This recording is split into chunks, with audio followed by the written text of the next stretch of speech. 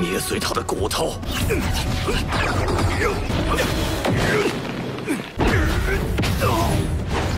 什么？大地暴动！冰火杀剑！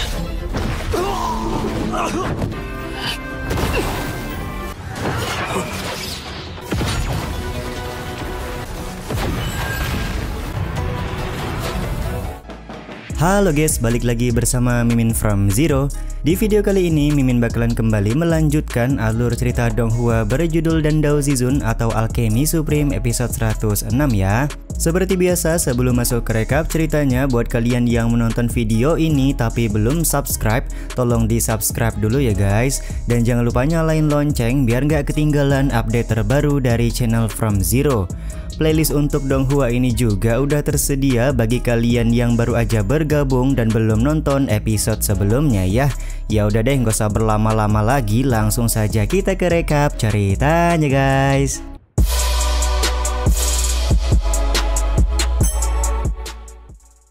Episode kali ini dimulai dengan Tuan Muda Shinran yang cukup merindukan masa lalu bersama Nona Melujo.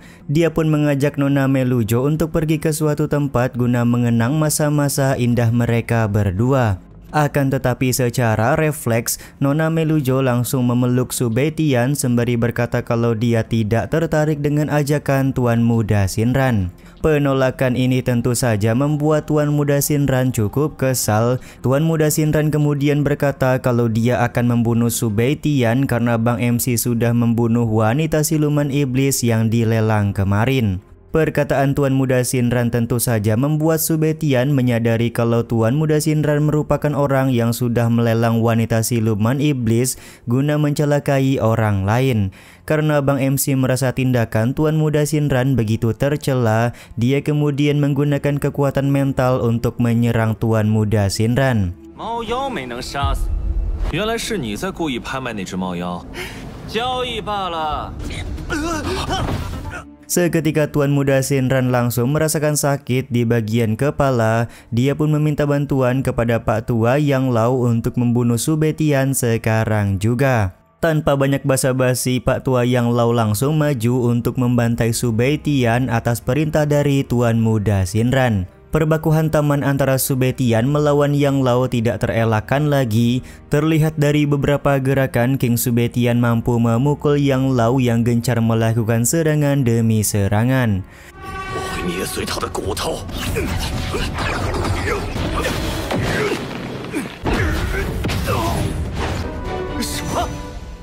Keberhasilan Subetian memukul Yang Lau tentu saja membuat Tuan Muda Shinran kaget. Dia tidak percaya anak muda seperti Subetian mampu melawan seorang senior seperti Yang Lau. Sementara itu Subetian hanya tersenyum lebar sembari berkata kalau Yang Lau hanya berada di ranah warrior emperor bintang 4, tapi kok berani-beraninya sombong di hadapannya. Perkataan Subetian ini tentu saja membuat Yang Lau kebakaran jenggot. Pak Tua ini langsung mengeluarkan sebuah tombak untuk kembali melakukan serangan demi serangan ke arah King Subetian. Di saat yang sama King Subetian juga mengeluarkan pedang untuk meladeni pertarungan melawan Yang Lau.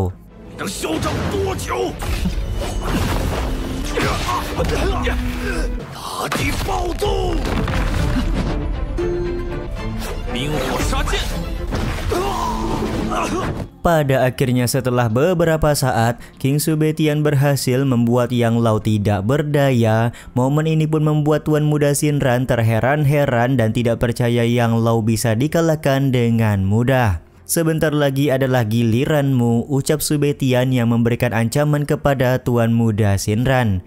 Seketika Tuan Muda Shinran pun langsung ketakutan dan menyandra Nona Melujo untuk membuat Subetian melepaskannya.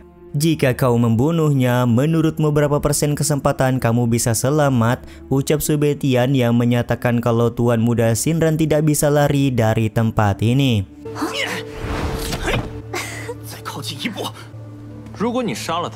Dengan sangat yakin Tuan Muda Shinran berkata kalau kakeknya adalah penatua ketiga di Gua Lingbao. Jika Subetian membunuhnya hari ini, maka Subetian pasti akan dikejar-kejar oleh kakeknya. Bahkan keluarga dari Su Baitian juga pasti akan dimusnahkan.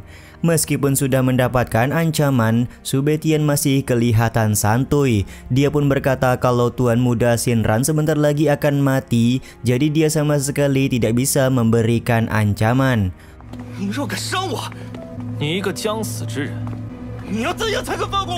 Mendengar perkataan Su Baitian tentu saja membuat Tuan Muda Shinran semakin ketakutan. Dia kemudian berbicara bagaimana caranya agar Su Baitian mau mengampuni nyawanya. Tapi sayangnya menurut King Su Baitian, dia tidak akan pernah melepaskan Tuan Muda Shinran apapun yang terjadi. Su Baitian juga menghitung 1-3 agar Tuan Muda Shinran melepaskan Nona Meilujo. Pada hitungan ketiga, Nona Meilujo dengan cepat langsung memberikan pukulan dan tamparan yang membuat Tuan Muda Shinran tidak berdaya. Dia juga menanyakan apakah hukuman yang akan diberikan oleh Su Baitian kepada Tuan Muda Shinran pada saat ini. Su Baitian berkata siapapun yang menganggapnya sebagai musuh, maka Bang MC tidak akan memberikan ampunan. Dia pun kemudian berniat menusukkan pedangnya ke arah Tuan Muda Shinran.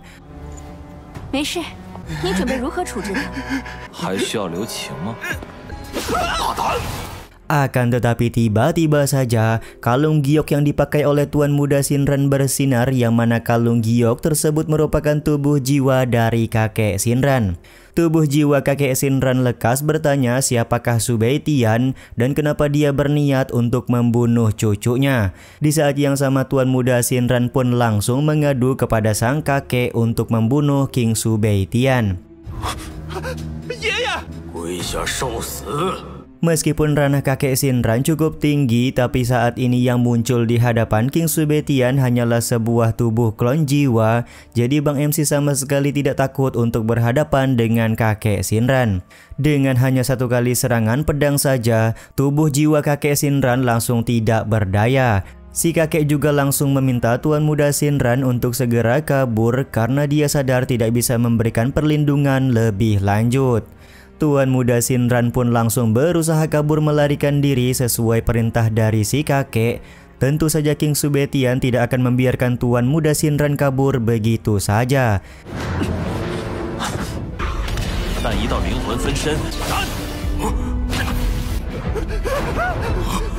Tapi si kakek Shinran menggunakan sisa-sisa kekuatannya untuk masuk ke dalam lautan kesadaran Su Baitian. Terjadi perbaku hantaman yang cukup sengit antara Su Baitian dan kakek Shinran di dalam lautan kesadaran Bang MC.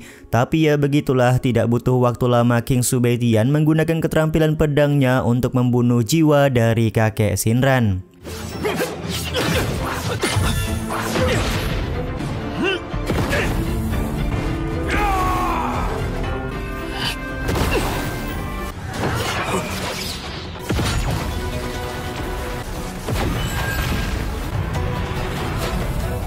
Tidak hanya membunuh tubuh jiwa kakek Shinran saja, Bang MC juga menyerap seluruh kekuatan tubuh jiwa kakek Shinran untuk dia pergunakan menaikkan ranah.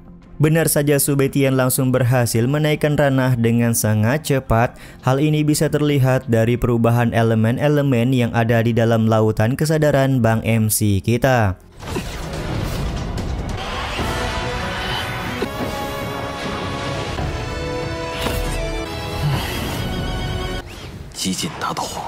Sementara itu Nona Meilujo menanyakan apakah mereka perlu untuk mengejar Tuan Muda Shinran yang kabur melarikan diri.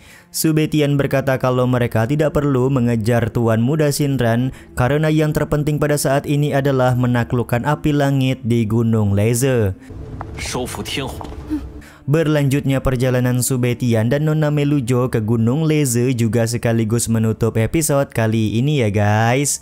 Ya udah deh, sampai di sini dulu aja video kali ini. Mohon maaf jika masih banyak kekurangan dan kesalahan dalam penyampaian kata-kata ya. Terima kasih untuk kalian yang udah pada nonton dan jangan lupa subscribe serta nyalain loncengnya ya guys. Mimin selaku penulis narasi, tukang voice over dan tukang edit video pamit undur diri. Salam hangat, see you in the next video. Bye bye guys, see you next week.